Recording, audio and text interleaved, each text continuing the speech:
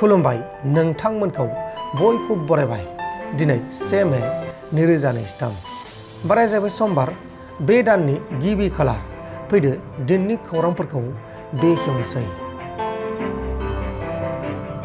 दिनै बर' हारिनि बिफा बड'फा उपेन्द्रनाथ ब्रह्म बिथांनि 33थि थैनाय सानखौ क'क्राझार डिस्ट्रिक्टनि सिङाव थानाय दतमानि थुलुंगाफुरियाव मेहेरगोनाङै फालिनाय जादों। गुबुन फारसेथिं उदालगुरि जिल्ला एबसु आफादा बे थैनाय सानखौ फालिनाय हाबाफारियाव मिरु एबसु आफादनि आफादगिरि दिपेन बर' बिथाङाबो बाहागो लानाय जादों।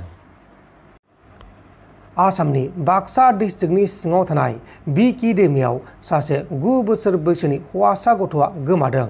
दैयाव गोमानाय गथ'नि मुङा जाबाय तारारुल शेख। बे समाव गथ'खौ नागिरनाय खामानिया सोलिगासिनो दङ। मैया 30 एप्रिलाव जालांनाय मिरु जोबथेसालियाव जानाय हाबाफारियाव बर' हारिनि मुंदांखा फावखुंग्रि आरो मेथाइ रोजाबगिरि बिथांमोना बाहागो लादोंमोन।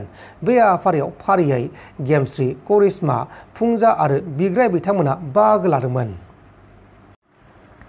बर'नि मुंदांखा फावखुंग्रि करिश्मा बर' बिथाङा मिरु जोबथेसालियाव हाबनानै एक्स एन्ड बिथांमोनजों सावरायहैनानै बायह्रायाव ओंखारबोनानै गोथौ दुखुनि फोरमायदों।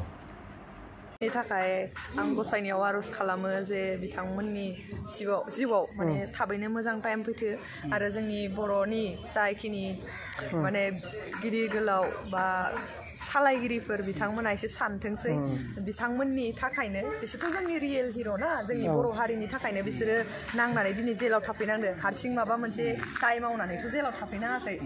बिथांमोना एसेबां माने नाजाबोबाय, जुजिबोबाय, खस्थ' खालामबोबाय। बिदि खालामखांनायनि उनावबो एकर्डा जाबाय। एकर्डा जाखांनायनि उनावबो माबोरै बिथांमोना जेलाव थानांखो? बिदिबा एकर्ड खालामनायनि जेबो जुक्तियानो थायासै होननानै आंबो सानो। ओंखायनो थाबैनो बिथांमोनखौ दिहुनथों आरो जोङो बिथांमोननि न'खरनि जायखिनि खबर लानो फैदो बिथांमोनजोंबो रायलायदो।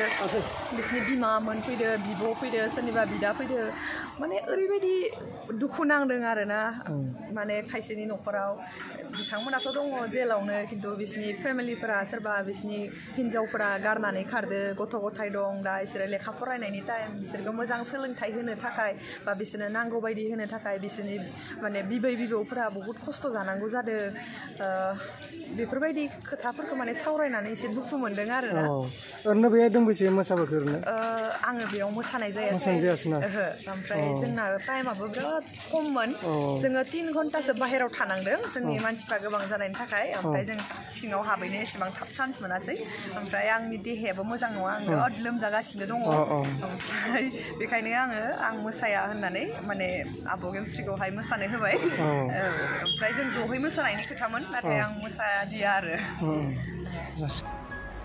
नोंथांमोन दासिमनि माखासे खौरांफोरा बेखिनिनोमोन। बेखिनिसिम नायनायनि थाखाय नोंथांमोननिसिम रोजा रोजा साबायखर। गोजोन्थों। एसेनोसै। जै बर' हारिनि।